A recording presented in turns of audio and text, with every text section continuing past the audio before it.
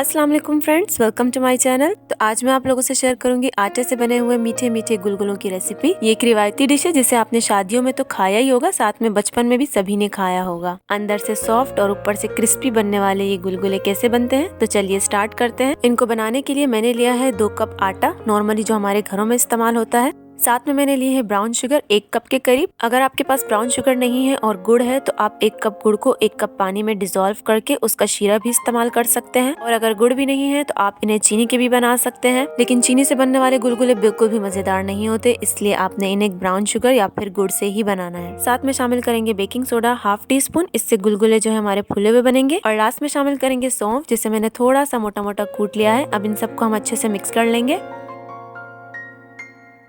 अब इसमें पानी आपने थोड़ा थोड़ा करके शामिल करना है, एकदम से सारा पानी ऐड नहीं कर देना, वरना इसका बेटर जो है बहुत ज्यादा पतला हो जाएगा। और हमें इसका जो घोल है वो बहुत ज्यादा ना तो पतला चाहिए और ना ही बहुत ज्यादा गाढ़ा चाहिए। तो आपने यहाँ पर ध्यान रखना है, क्योंकि इसका घोल जो है अगर बहुत ज्यादा पतला हो गया तो जब आप इसे ऑयल में फ्राई करेंगे तो ये गोल गोल नहीं बनेंगे, इनकी शेप नहीं आएगी और ये चपटे चपटे बनेंगे। तो ये बहुत ज्यादा इंपॉर्टेंट टिप है जो मैंने आपसे शेयर करी है इनको बनाने के लिए। तो ये देखिए हमारा जो घोल है वो रेडी हो चुका है। सेम ऐसा ही आपने इसको गाढ़ा रखना है और इससे हमारे गुलगुले अब हम बनाते हैं।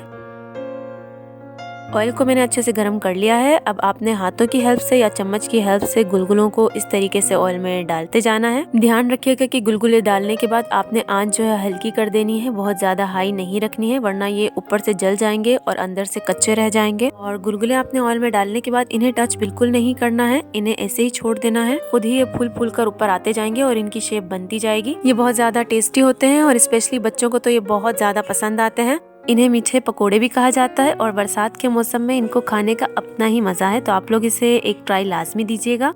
अब आपने इसे हल्का हल्का प्रेस करते जाना है ताकि हर तरफ से इक्वली पक जाए।